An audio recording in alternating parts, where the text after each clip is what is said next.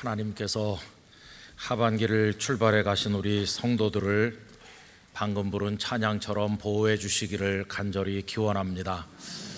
우리 남성 대원들이 자리를 바꿔서 오늘은 좀 특별하게 찬양을 올렸어요.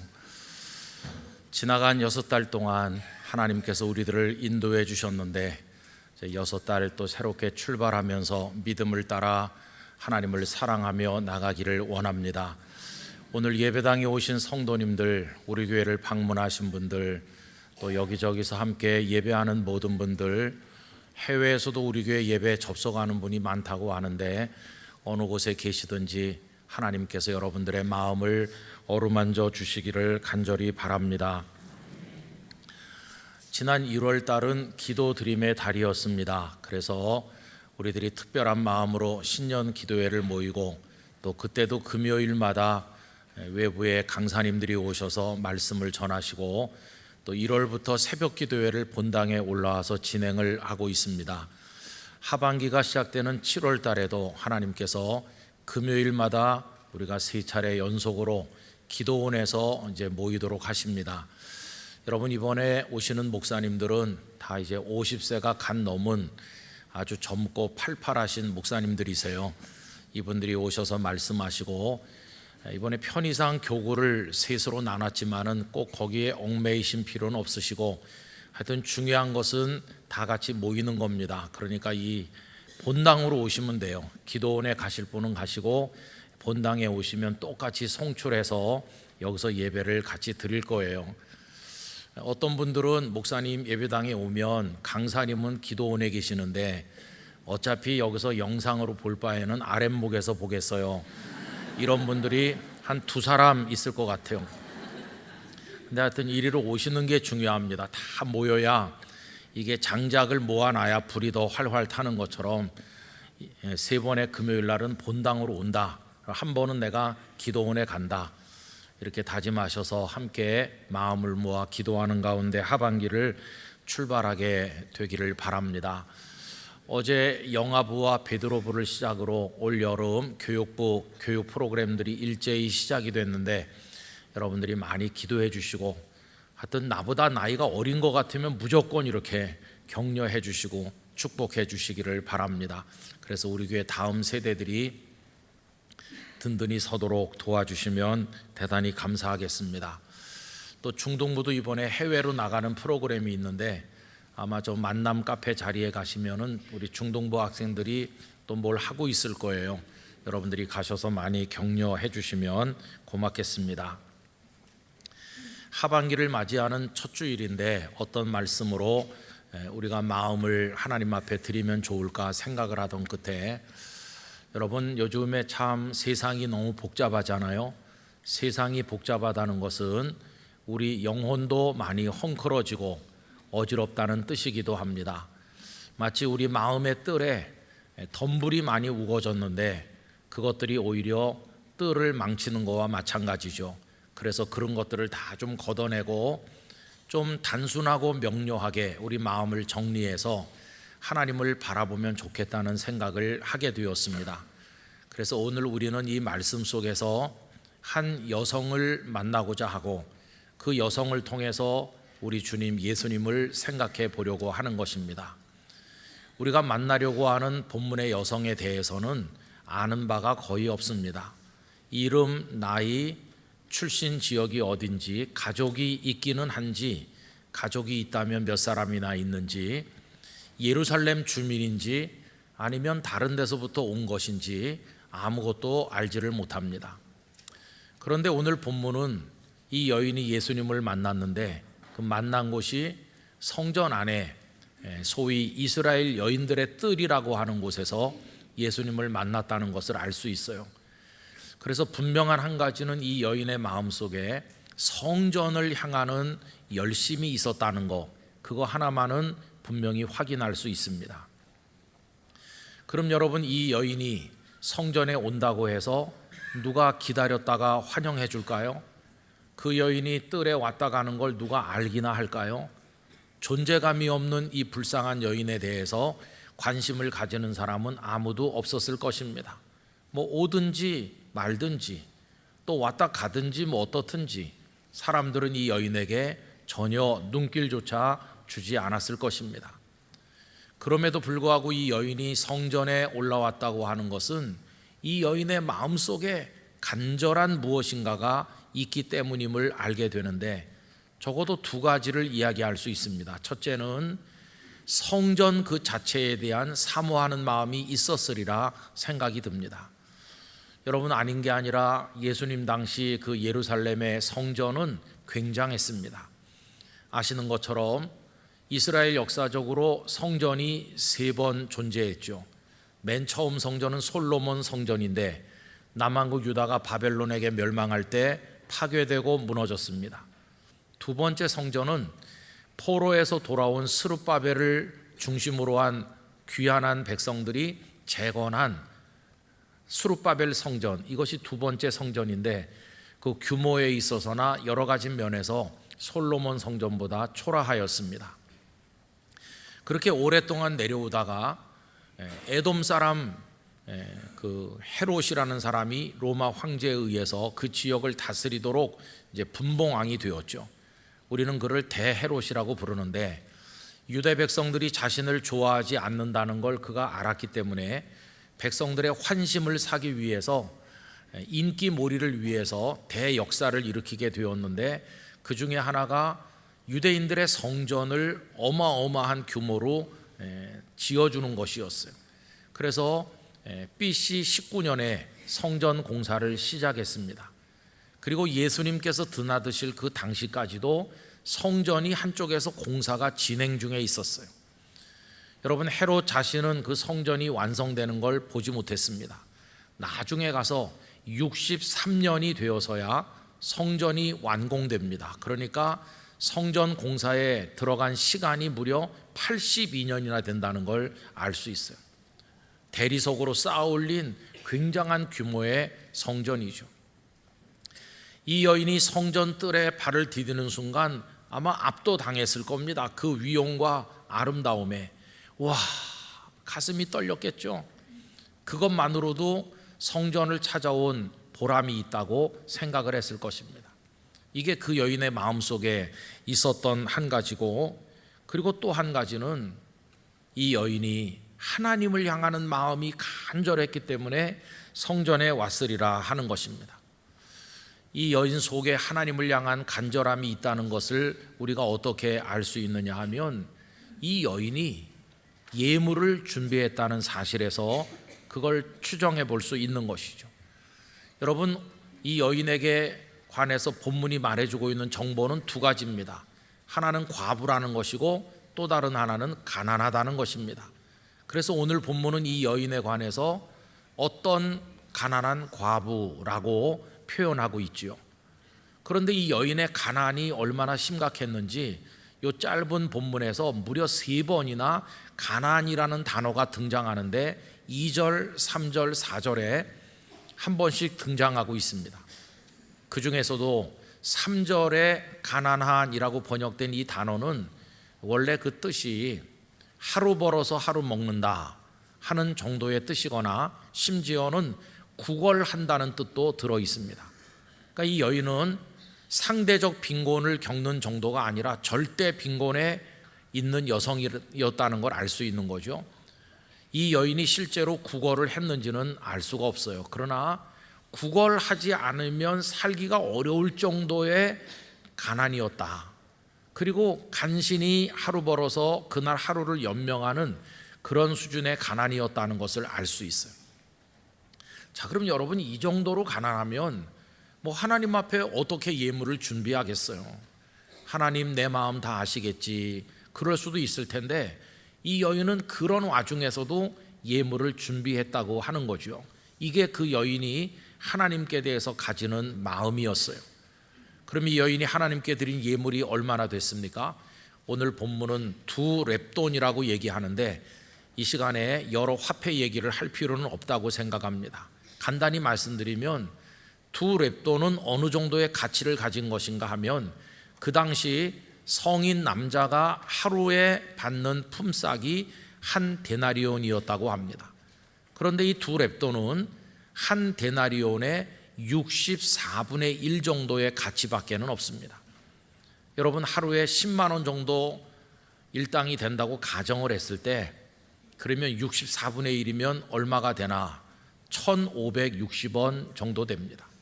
그러니까 이 여인이 드린 두 렙돈은 2,000원도 안 되는 물질이죠. 아마 어떤 말하기 좋아하는 사람들은 그 여인에게 이렇게 힐문할 수도 있었을 거예요.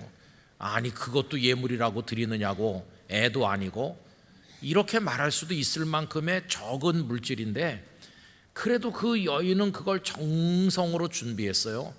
이게 바로 하나님을 향한 그 여인의 진정이라는 사실을 알 수가 있습니다. 여러분, 그 당시 성전 뜰로 우리가 지금 다 간 것처럼 상상을 해보세요. 그 위대한 성전, 웅장한 성전 맨 바깥쪽은 이방인들이 올 수 있는 이방인들의 뜰이었어요. 이방인들은 거기까지만 올 수 있습니다. 그리고 이제 그 안으로 들어가면 여인들의 뜰이 있는데 이스라엘 여인들이 들어오는 곳입니다. 문은 동서남북 사방에 다 있었는데 사람들이 제일 많이 애용했던 것은 동쪽 문이었습니다. 이 동쪽 문으로 많이 드나드는 이유는 워낙 그 문이 아름답기 때문이죠. 여러분, 아름다운 문 그러면 떠오르는 말씀이 있죠. 사도행전 3장에 베드로와 요한이 날 때부터 한 번도 걸어보지 못한 장애인을 예수님의 이름으로 일으킨 일이 나와 있는데, 그 문이 아름다운 문, 미문이라고 나와 있지 않습니까? 그게 바로 동쪽 문입니다. 그 동쪽 문에는 이름이 있죠. 니카노르 문이라고 하는, 니카노르라는 문의 이름이 있는데, 요세푸스의 기록에 의하면 은으로 만들고 금으로 입힌 문보다도 더 장엄하고 아름다웠다. 왜냐하면 고린도에서부터 황동을 가져다가 만든 문이 거기 크게 붙어 있었어요. 그래서 그 문으로 사람들이 이제 드나들면, 이제 들어가면 여인들의 뜰이 나오는 거죠. 여인들의 뜰에 들어가면 벽면을 따라서 13개의 연복궤, 헌금함이 놓여 있었는데, 그 헌금함의 모습은 나팔 모양으로 생겼습니다. 여러분, 입에 대고 부는 부분은 좁고 그 소리가 퍼져나가는 부분은 나팔이 이렇게 넓고 둥글한 것처럼 그런 모양으로 생긴 연복궤가 있었던 거죠. 입구는 좁고 밑으로 내려가면 넓어지는 모양을 가지고 있었어요. 그 13개의 연복궤에는 다 그 용도대로 그게 정해져 있었다고 합니다. 그런데 그 13개 중에 어느 한 연복궤 앞에 예수님께서 계신 것이고, 사람들이 다 줄을 서서 예물을 바치고 있었던 것이죠. 곳곳에 사람들이 북적대는데, 오늘 본문은 예수님이 계신 거기에 집중하는 것을 볼 수 있어요. 자, 그런데 여러분, 그 현장에 우리가 가 있는 것처럼 생각하면서 오늘 본문을 유심히 읽어보면 그 순서가 눈에 들어옵니다. 오늘 본문은 부자들의 헌금을 먼저 언급하고 가난한 과부의 이야기는 그 다음에 언급하고 있어요. 1절과 2절 말씀을 보시기 바랍니다. 예수께서 눈을 들어 부자들이 헌금함에 헌금 넣는 것을 보시고, 또 어떤 가난한 과부가 2렙돈 넣는 것을 보시고. 여러분, 많은 부자들이 헌금하는 얘기가 먼저 나오고 그 다음에 한 가난한 과부의 이야기가 따라 나옵니다. 제가 오늘 말씀을 위해서 이 본문을 여러 차례 읽는 가운데 이런 생각이 불현들 들더라고요. 왜 과부의 헌금이 먼저 언급되지 않고 나중에 언급되었을까? 이럴 때 저 혼자 생각에, 아마 그 여인이 일찍 가서 그 2렙돈을 이렇게 손에 꼭 쥐고 그 줄에 서 있었을지도 모르겠다. 그런데 보니까 잘 차려입은 부자들이 사환을 거느리고 와서 뭐 자기들끼리 서로 아는 척하면서 인사 나누면서 묵직한 헌금을 퉁퉁 떨어지게 이렇게 바치는데, 이 여인은 거기에 기가 질리고 너무나 부끄러운 생각이 들어서 자꾸만 뒤로 간 게 아닌가. 그래서 내놓으라 하는 사람들이 먼저 다 하고 나중에서야 이 여인이 나온 게 아닌가, 이런 생각이 제 마음속에 들더라고요. 어쨌든 그 광경을 우리가 상상해 볼 수 있는 것이죠. 자, 그럼 여러분, 그 뜰에 많은 사람들이 북적대고 있었을 텐데 그날 그 여인들의 뜰에 있었던 사람들의 시선은 어디를 향하고 있었을까요? 대부분의 사람들은 다 사람을 보고 있었을 거예요. 그 부자들이 헌금하는 걸 유심히 지켜봤겠죠. 야, 저분이 오늘도 오셨구나. 저분 참 경건한 분이야. 저렇게 정성껏 예물을 준비하셨구나. 여러분, 그 당시엔 다 금속으로 만든 화폐를 사용하니까 그 입구에 뭘 넣는지 떨어지는 소리를 들으면 다 알 수 있는 거예요. 가치가 별로 없는 작은 동전을 넣으면 그냥 가벼운 소리가 들릴 겁니다. 그러나 뭔가 많이 들이면 그냥 묵직하게 툭 하고 떨어지겠죠. 와, 저렇게 많은 예물을 바치다니, 이렇게 존경 어린 눈빛으로 바라보았겠죠. 사람들은 그런 사람들을 바라보는 것이죠. 그리고 또 하나, 그 뜰에 있는 사람들이 바라보는 거, 그건 다름 아닌 성전 건물이었습니다. 굉장한 건물이다. 지금도 계속 짓고 있는, 확장하고 있는, 야, 이렇게 아름답고 웅장한 성전이 우리 예루살렘에 있다는 게 얼마나 영광스러운가, 그러면서 감탄을 연발하면서 성전을 휘둘러 보고 있었을 것입니다. 여러분, 아닌 게 아니라 오늘 본문에도 성전에 대해서 감탄하는 사람들의 이야기가 언급되어 있지 않습니까? 5절로 가서 보시면 이렇죠.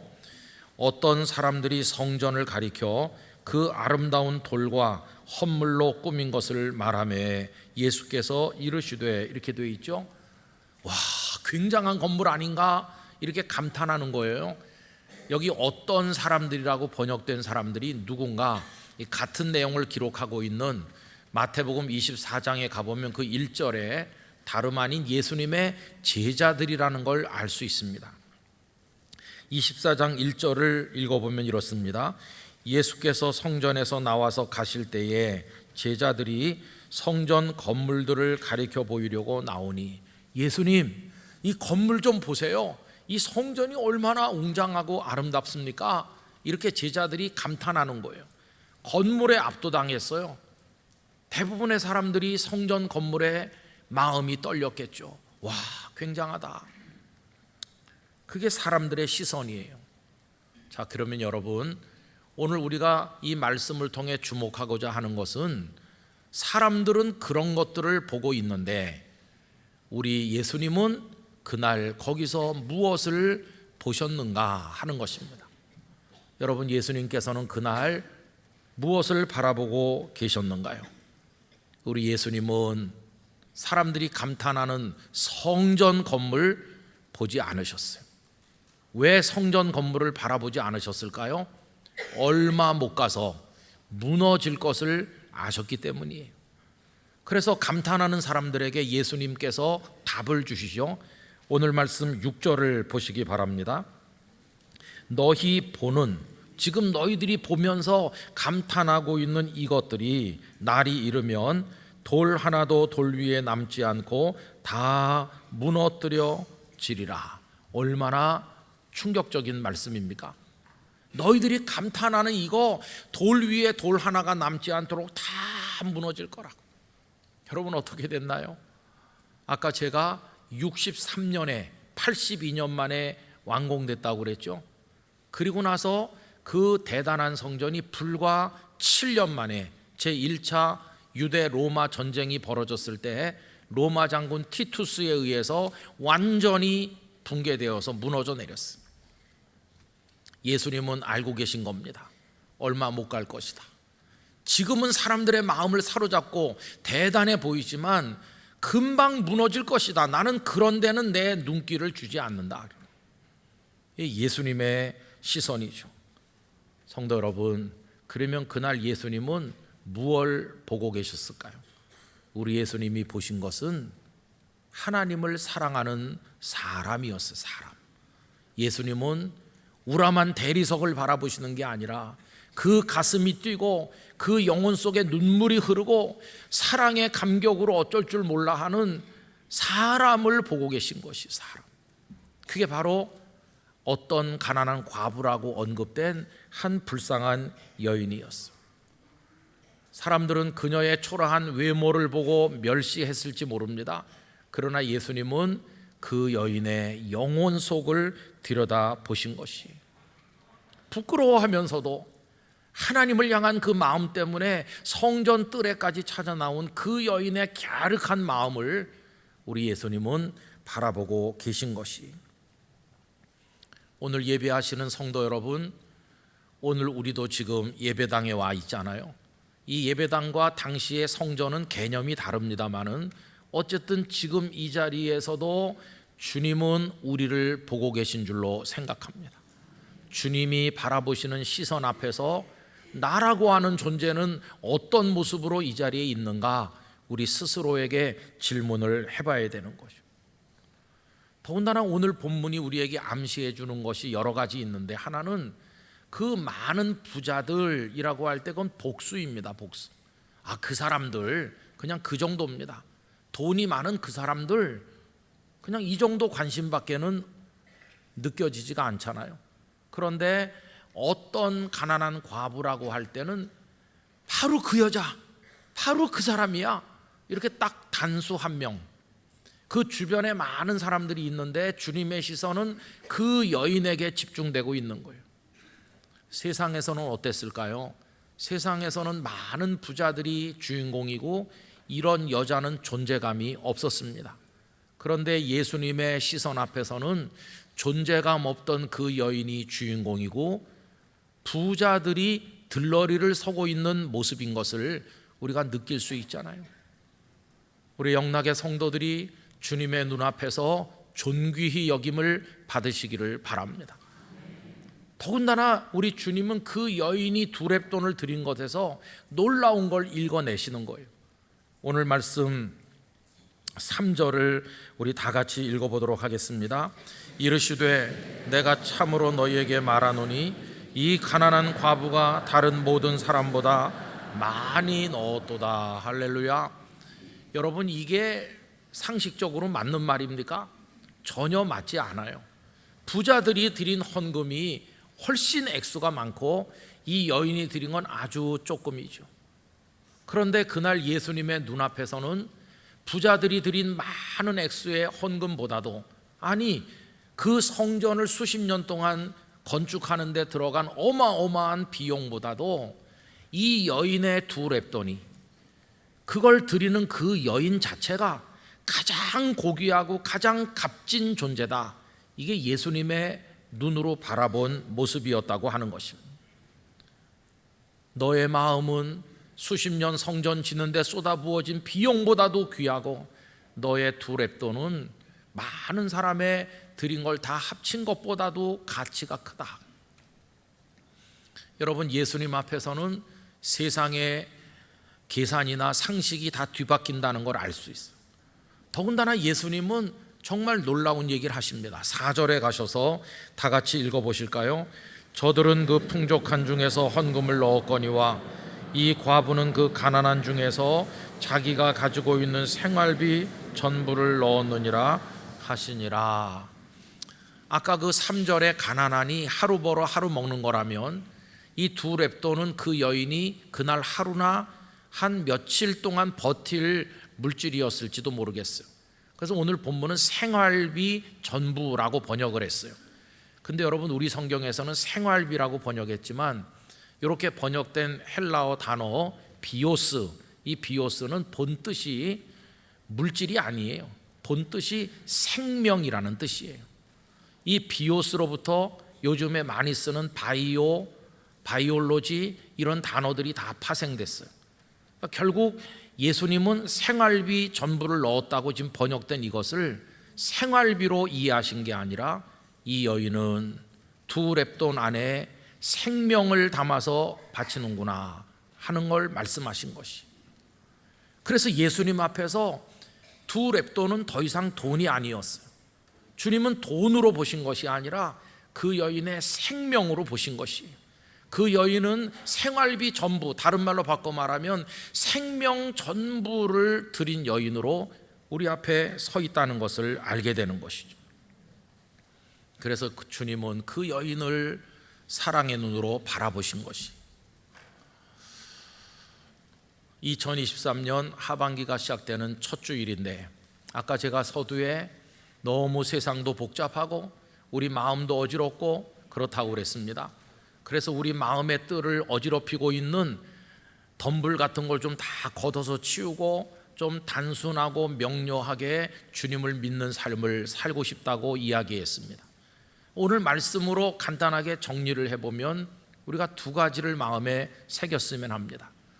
여러분, 이제 우리가 주님을 향해 나갈 때 우리도 이 여인처럼 생명을 가지고 나가는 심정으로 나가기를 원하는 것입니다. 우리의 예배가 생명의 예배가 되기를 원합니다. 주님, 저의 생명을 드립니다. 우리의 헌금이 생명을 드리는 마음으로 준비한 헌금이 돼야 되는 것이고, 우리의 섬김, 봉사 그 속에 다 우리의 생명이 담겨져서 올려지도록 준비해서 드려야 될 줄로 믿습니다. 여러분, 우리 무너질 것을 쌓는데 우리 마음을 쏟지 않기를 원합니다. 여기 성전이 얼마나 웅장했습니까? 그러나 몇 년 못 가서 다 무너져 내렸잖아요. 무너지는 것에 우리 에너지들과 시간을 쏟을 것이 아니라 무너지지 않을 것을 쌓아 올려야 되는데, 성전은 무너졌지만 이 여인이 하나님을 향해 드린 그 마음은, 그 믿음은 2000년이 지난 오늘까지도 무너지지 않고 성경 속의 그 모습을 유지한 채로 우리에게 감동을 주고 있지 않습니까?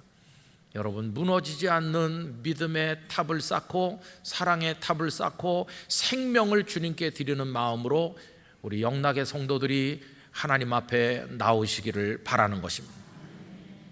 그리고 두 번째로는 이제 우리 모두는 예수님만 바라보는 사람이 되기를 간절히 바랍니다. 이 여인이 성전뜰에 올라왔을 때 처음에 그녀의 눈을 채운 것은 성전 건물이었을 것입니다. 굉장하구나. 성전 건물이 그녀의 가슴을 뛰게 만들었을 것입니다. 그러나 그건 잠깐이고 잠시 후에 성전 건물 따위는 그녀의 마음에서 사라지고 전혀 다른 게 그녀의 마음을 꽉 채웠는데 다름 아닌 예수님이셨습니다. 예수님. 여러분, 그날 거기서 그녀는 상상도 못할 이야기를 듣게 된 것입니다. 그 성전뜰에 내노라 하는 랍비들이 많이 왕래했겠지만 그 중에 어느 한 사람도 이 여인에게 눈길을 주지 않았습니다. 그런데 예수라는 이름을 가진 낯선 어떤 선생님, 그분이 자신을 응시하시더니 한 번도 상상도 못 해봤고 들어본 적도 없는 깜짝 놀랄 말씀을 주셨는데, 이 여인이 가장 많이 넣었다고, 이게 맞는 말씀인가? 내가 잘못 들은 거 아닌가? 여러분, 평생 그 말씀 한마디를 생각하면 이 여인은 굶어도 배가 불렀을 것이고, 그 말씀 한마디를 생각할 때마다 감격의 눈물이 복받쳐 흘렀을 것입니다. 자신을 바라보는 그 예수님을 이 여인도 부끄러워하면서 마주 바라봤겠죠. 당신은 누구이시기에 저에게 그렇게 말씀하십니까? 지금까지 고단한 인생 사는 동안 당신 같은 분은 한 번도 만난 적이 없습니다. 당신은 어떤 분이십니까? 그리고 그 여인은 알게 됐겠죠. 그분이 생명의 말씀을 전한 이 세상을 구원할 분이심을 그 여인은 알고 예수님의 딸이 되었을 것입니다. 그때부터 대리석 성전이 아니라 예수님이 그녀의 가슴을 꽉 채웠죠. 성전 따위는 이제 눈에 들어오지 않았습니다. 왜 그러냐 하면 성전보다 더 크신 분이 그녀의 마음에 오셨기 때문입니다. 마태복음 12장 6절에서 예수님께서는 당신이 성전보다 더 크다고 말씀하시죠. 내가 너희에게 이르노니 성전보다 더 큰 이가 여기 있느니라. 그 성전보다 위대하신 분이 그 여인의 가슴을 가득하게 채운 것입니다. 저는 이런 상상을 혼자 해봤습니다. 그로부터 시간이 얼마간 더 흘러서 예수님께서 십자가 지시고 부활하시고 승천하신 그 이후에 이 여인은 아마 수시로 그 성전뜰에 오지 않았을까. 많은 사람들이 거기 오가고 있었겠지만 사람들은 그 남루한 여인이 거기서 무슨 생각을 하는지 아무도 알지 못했을 것입니다. 그러나 그 여인은 고백했겠죠. 주님, 바로 여기였습니다. 당신께서 저를 바라보신 곳이 바로 여기고 제가 귀를 의심할 말씀을 들은 것도 바로 여기입니다. 바로 여기가 제가 새로 태어난 곳입니다. 세상 사람들은 저를 가난한 과부라고 하지만 당신은 저를 하나님의 딸로 대해주셨습니다. 이렇게 하지 않았을까요? 어쩌면 이랬을지도 몰라요. 그 여인이 아주 오래 80, 90세가 되도록 장수했다면 예수님의 말씀이 이루어져서 티투스 장군에 의하여 돌 위에 돌 하나가 덧놓이지 않도록 예루살렘 성전이 완전히 파괴된 그 이후에도 그 여인은 거기 와서 서 있었을지도 모릅니다. 주님, 사람들이 감탄하던, 저도 한때 감탄했던 그 건물은 이렇게 다 무너져 폐허가 되었지만 저를 향한 주님의 사랑은 지금도 여전하고 주님을 향한 저의 사랑도 지금도 여전합니다. 여기 제가 와서 섰습니다. 주님 만날 날을 기다리면서 하루하루를 기쁨으로 살아가고 있습니다. 이렇게 기도하지 않았을까? 이런 생각을 해보게 된 것입니다. 우리 영락교회 성도 여러분, 또 이 영상으로 예배하는 모든 분들, 하반기에는 예수님으로 채워지시기를 축원합니다. 성전보다 더 크시고 이 세상보다도 더 크시고 세상에 무너질 부귀영화가 많지만 그것들보다 더 크신 분으로 우리 주님을 바라볼 수 있기를 원하는 것입니다. 여러분, 우리 몸뚱아리 이 육체의 장막 오래 안 가서 무너질 것입니다. 아무리 먹이고 입히고 가꿔도 이 육체의 장막은 무너지고 거기 딸려있는 재물, 어떤 권력, 어떤 신분과 명예, 자랑거리, 그것도 다 무너질 것이고 무너지지 않을 것은 주님의 사랑과 주님을 향해 생명을 들이듯 나가는 우리들의 그 헌신만이 남아있게 될 것입니다. 여러분, 주님만 바라봐야 될 것입니다. 심지어는 교회보다도 예수님은 위대하십니다. 여러분, 이 땅의 교회들이 소중하긴 하지만 교회가 곧 하나님의 나라인 것은 아닙니다.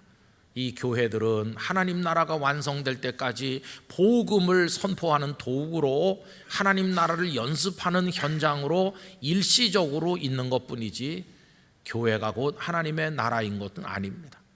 모모한 교회, 모모한 목회자, 헌신하는 성도들이 많이 있지만 그들도 우리가 바라볼 대상은 아닙니다. 우리가 바라볼 대상은 우리 주님뿐이시요, 그 주님의 하나님 나라, 그 나라만이 우리의 목적지인 줄로 믿습니다. 이제는 생명을 드리는 심정으로 나는 오직 주님만을 향해서 나가겠습니다. 이렇게 단순하게 우리의 신앙을 정리하고 어지러운 모든 것들은 다 걷어내고 하반기에 주님만 바라보고 주님으로 채워지고 주님만 사랑하는 우리 성도들이 되시기를 간절히 기원합니다. 그렇게 할 때 우리는 혼란스러울수록 이거 굳게 붙들고 더 열심히 주님 앞에 나가는, 그래서 주님의 은혜와 사랑 속에 살아가는 우리 성도들이 되시기를 축원합니다. 기도하겠습니다. 거룩하신 아버지 하나님, 어지러운 세상이고 복잡한 세상이지만 이제 우리를 사랑의 눈으로 바라보시며 구원하시는 주 예수 그리스도만을 바라보며 성전보다도 세상보다도 이 땅의 부귀영화보다도 크신 주님으로 우리의 영혼을 채우며 우리의 심령을 드리는 마음으로 생명 그 자체를 드리는 심정을 가지고 우리 주님 앞에 나가 예배하며 섬기게 하여 주시옵소서. 하반기 저희들의 신앙과 삶에 하나님의 은혜를 내려 주시옵소서. 예수님의 이름으로 기도드리옵나이다. 아멘.